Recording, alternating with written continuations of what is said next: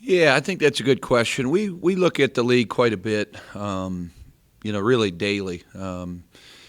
It's our league, John, is really hard to look at in the non-league because some years teams are playing, a large number of bye games. Some years they're not. I look at Green Bay, for instance. They've played a unbelievably challenging schedule. I think it's top 60 in the country right now. I think they're much better than their record indicates. But as of today, we have 5 teams that have above 500 record. So I think the league is much, much better. Obviously, Wright State, Northern Kentucky being 7-3.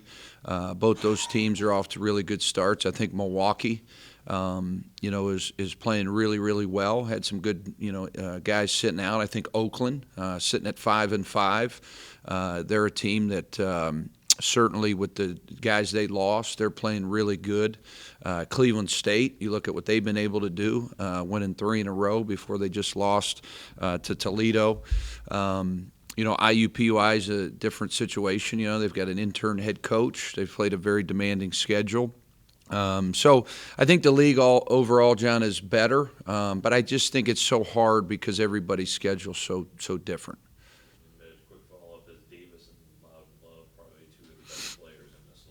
Well, I think obviously Antoine Davis is a tremendous talent. He's really, really good. He kind of makes them go. They lost a very, very close game with Eastern Michigan this past weekend. So, yeah, and I think Loudon Love, has battled some injuries. But, anytime you can throw the ball to a guy down on the block, he stabilizes them. He's really good. He's really efficient. He's only playing 22 minutes a game. So, yeah, I look at the Horizon League quite a bit, and I think our kids do, and as they should. This is your longest break, probably for the entire season as far as games being played. What do you kind of do this week? Yeah, that's a great question. We took yesterday off, so we got back Saturday at a decent hour. Wasn't nearly the trip that Central was. We about an hour difference on that trip. We took off Sunday. We practiced really hard today. We showed them a lot of film. Tomorrow we'll do, we'll lift for 30 minutes. We'll do individuals for 30 minutes, and we'll watch film for 20. So we'll break it up. We won't be all together. We'll do by groups. Wednesday we'll take off, and then we'll go Thursday, Friday, Saturday. Thursday we'll practice in here. Friday, Saturday we actually got to go off-site because of graduation on Sunday. So that's kind of how we broke it up. We gave them 2 off days and then a day that I think is more mental than physical. But I like this time of year. I think this time of year when you have some break, we've got 5 guys on our roster that don't have a final.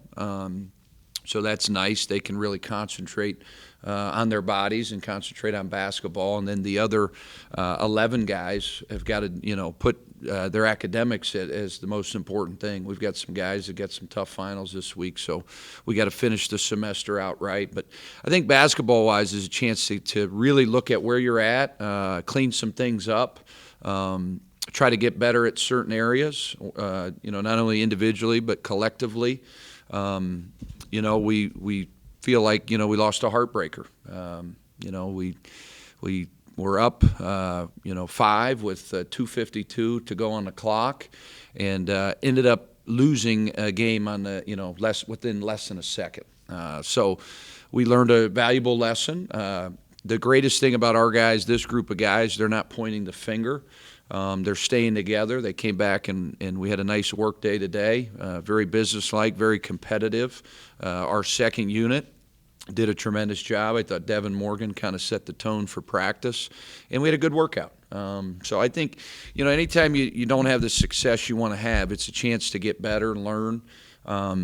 Because I think any road game that we play the rest of the way, we know how difficult it's going to be to win on the road, and we were so close. We got to look into it. We're still trying to figure it out. We could possibly go over to Stanball. We have some courts available over there. Just the acoustics isn't real good. We got to call in the Ursuline and a couple local high schools. So we'll try to figure that out. The 8 o'clock game Sunday, I know you got to play a game, but that's kind of unique. Yeah, it's tough. We were trying to make sure it worked for not only us but also SEMO. Sometimes when you're doing scheduling in basketball, It's about your opponent, too, with their availability, how the dates work out. I always like to have 2 days in between, Dana, so Sunday, Wednesday, and then Saturday. There's, 3 games in a week's a lot, but there's some time in between to prep for each game. So I kind of like the layout of it, not necessarily for the fans. I think it's going to be difficult Sunday, 8 o'clock, with people getting up, going to work the next day, with little kids going to school. So we kind of knew that going in. That would be a little bit difficult.